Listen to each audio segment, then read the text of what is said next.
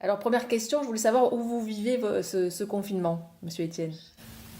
Alors écoutez, je suis assez privilégié puisque je suis chez moi dans le Tarn et j'ai une maison qui est dans la forêt, dans les bois. Donc je suis là avec ma famille et donc je leur ai tout de suite dit interdiction de se plaindre, effectivement. On est dans des bonnes conditions. D'accord. Alors, vous qui avez connu le confinement, je veux dire polaire, quel conseil vous donneriez justement aux gens qui subissent ça depuis plus d'un mois aujourd'hui? Est-ce qu'on... Alors c'est vrai que j'ai connu ce que j'ai appelé le confinement polaire parce qu'en fait j'étais au pôle Nord en solitaire, c'était en 1986, il y avait pas de GPS, il n'y avait pas de téléphone, il n'y avait pas tout ça, donc c'était une vraie immersion dans une solitude absolue avec une ambition d'atteindre le pôle Nord. Et c'est devenu une vraie prison parce que c'était un projet qui me dépassait. Et en fait, on construit des projets ici sur l'idée qu'on se fait, puis tout d'un coup, il n'y avait plus personne. Je me retrouvais tout seul avec ce projet, cette ambition, avec une seule envie au départ, c'est de trouver un bon moyen honorable d'abandonner. Et en fait, j'ai tenu. J'ai essayé le plus possible de vivre au présent. Je me disais, je vais faire ce que je peux chaque jour. Et en fait, je me suis rendu compte qu'au bout de 3 semaines, à peu près, c'est ce que j'ai regardé dans mon journal de bord, j'avais oublié, je dirais, les automatismes, le monde, les autres. Vous voyez, j'étais entré dans mon histoire.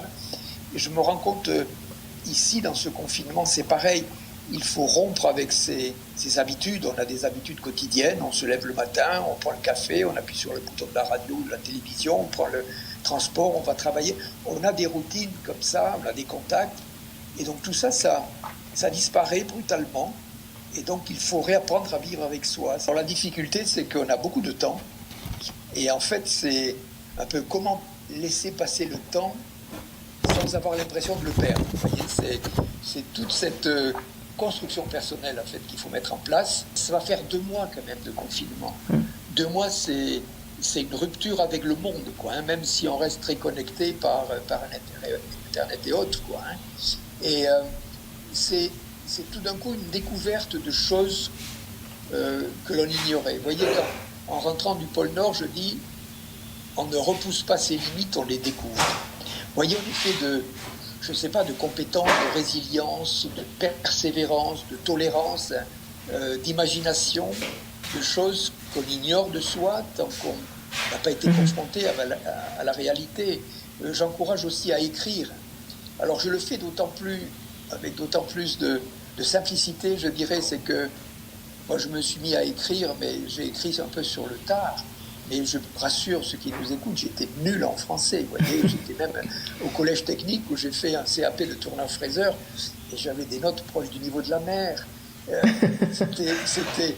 C'était décourageant, vous voyez. Et en fait, à force de faire des conférences, on m'a dit, mais c'est intéressant, pourquoi vous ne l'écrivez pas? Et je me suis mis à écrire, il m'a fallu du temps, c'est très besogneux, mais en fait, c'est aller chercher le mot juste, vous voyez, qui reflète l'émotion que vous avez eue.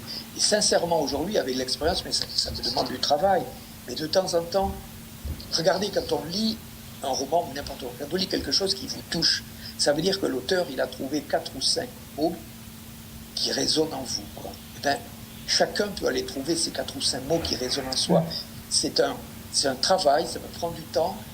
Et quand j'ai écrit une phrase, le premier iceberg que j'ai eu, c'était une émotion énorme. Donc je peux lire aujourd'hui, c'est génial. Et là, j'ai rien dit.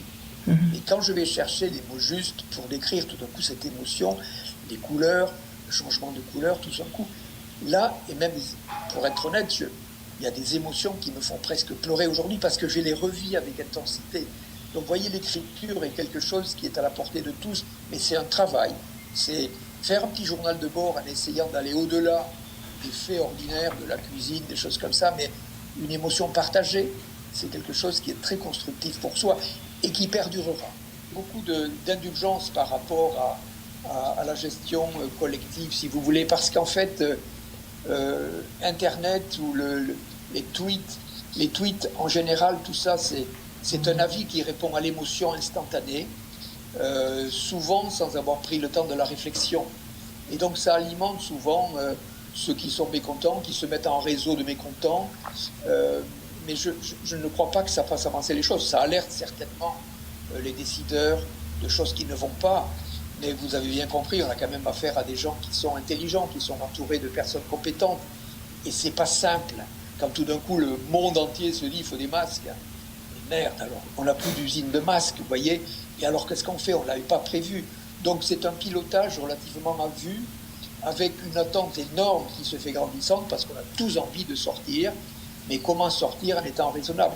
Donc j'ai beaucoup d'indulgence par rapport à la complexité de la solution. Covid-19 est-il selon vous le résultat de la perturbation des écosystèmes? Nous avons 100 000 fois plus de virus dans le corps que de cellules. Les virus sont partout. Dans l'eau de mer, par exemple, 1 millilitre d'eau de mer, vous voyez, c'est une goutte, c'est pas grand-chose. Eh bien, il y a entre 10 millions et 100 millions de virus. Donc, ce sont des micro-organismes qui sont absolument partout. Ils sont hébergés en mer, ailleurs, chez nous, sans pathologie particulière. Une minorité sont pathogènes, comme ceux de la grippe, par exemple, que nous connaissons, mais le virus est partout. Et donc, il y a ce qu'on appelle dans la nature des porteurs asymptomatiques, des porteurs sains. Celle qui est célèbre à l'heure actuelle, c'est la chauve-souris. La chauve-souris a été révélée à l'occasion du virus Ebola. Si vous voulez, on a détruit un écosystème où la chauve-souris trouvait refuge et pouvait vivre. Tout d'un coup, il y a eu des problèmes de nourriture. Des singes ont mangé des chauves-souris qui ont été infestés. Et puis, il y a ces fameux marchés d'animaux vivants, mais aussi de viande de braconnage qui se vend un peu partout, en Afrique notamment c'était au Congo. Et si vous mangez ça, vous attrapez un virus contre lequel nous ne sommes pas immunisés. Donc, il est évident qu'aujourd'hui, nous sommes en train de donner un coup de pied dans la fourmilière virale. On fait émerger, si vous voulez, en détruisant des écosystèmes, des virus qui étaient bien planqués dans des porteurs sains. Et il y a autre chose aussi, le changement climatique qui change aujourd'hui les équilibres d'écosystèmes. Et puis notre impact colossal sur le développement de la nature qui nous met en garde. Je pense que cette émergence, si vous voulez, de ce virus, qui est meurtrier, quoi. Là, on a en face de nous un ennemi. L'ennemi, c'est l'infiniment petit contre lequel encore on ne sait rien. Donc c'est une mise en garde contre le respect de la biodiversité et la lutte contre le réchauffement climatique. Est-ce que vous pensez du coup qu'il faut changer notre politique économique, sociale, environnementale? Est-ce que c'est le moment de le faire? Là, il y a si vous voulez, il y a de temps en temps des alertes liées au changement climatique, comme les cyclones qui sont absolument ravageurs aujourd'hui. On n'en parle pas beaucoup, mais il y a des zones de sécheresse énormes en Asie du Sud-Est, en Afrique du Sud, où les gens sont quasi en famine liés au changement climatique. Donc il y a des gens qui sont plus ou moins touchés par ces questions environnementales. Et là, le virus, il n'y a pas de frontières climatiques, il n'y a pas de frontières écosystémiques, si vous voulez. Tout d'un coup, il se répand partout. Donc, c'est un avertissement planétaire. Alors, est-ce que ça va changer quelque chose? Il est évident qu'on voit bien que la préoccupation de l'État, de tous les États du monde entier, c'est de remettre en route la machine économique. C'est une occasion aussi pour ne pas refaire les mêmes choses. Bien sûr, il faut que l'économie reprenne et qu'elle reprenne en ayant en tête ces avertissements, parce que c'est pas une histoire de virus comme une grippe, un truc comme ça.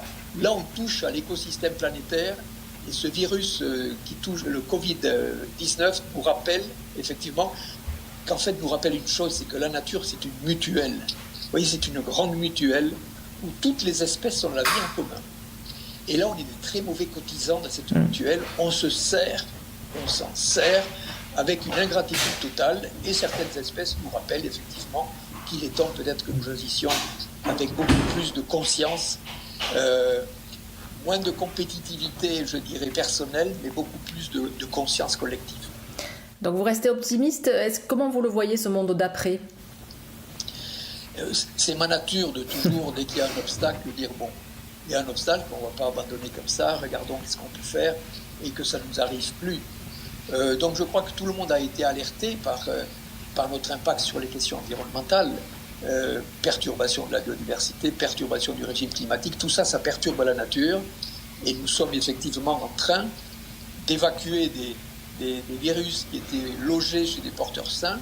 Nous les mettons au grand jour et on se rend compte qu'on n'est pas habitué à affronter ces virus qui sont terribles. Regardez, c'est une pandémie. Ce virus, en fait, il a un appétit colossal pour les cellules de nos alvéoles pulmonaires.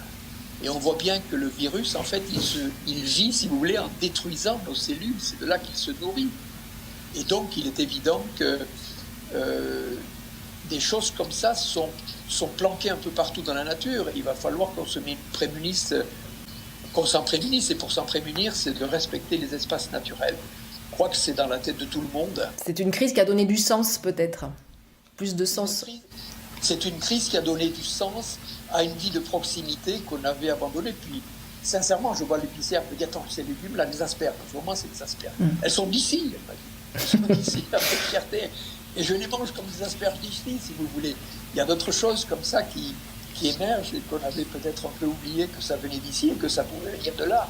Et donc, il y a un marché en direct qui s'est développé. Je suis sûr que les gens auront du plaisir à aller acheter de nouveau les légumes chez le maraîcher du coin. Je voulais savoir ce que vous allez faire le 11 mai prochain, le jour du déconfinement.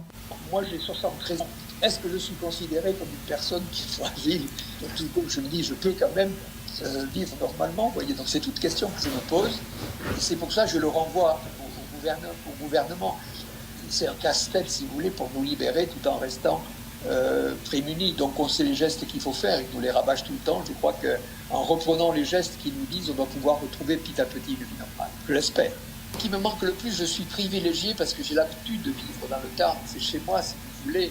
Peut-être ma famille qui est plus habituée, qui est là à vivre en région parisienne avec plus d'activités, tout en ça leur manque. Mais je me rends compte qu'ils ont une capacité d'adaptation qui arrive petit à petit. Ça va faire bientôt 2 mois que nous sommes là. Personnellement, si vous voulez, je suis assez touché professionnellement par la situation. Moi, je vis de conférences que je fais, donc il n'y a plus de rassemblements, il n'y a plus de conférences, si vous voulez. Donc, j'aimerais que la vie reprenne normalement au plus vite. Et en ce qui concerne ce projet d'exploration autour de l'Antarctique, j'ai besoin que mes partenaires reprennent confiance dans leur activité pour qu'ils me disent « Bon, allez Jean-Louis, on y va, c'est sûr ».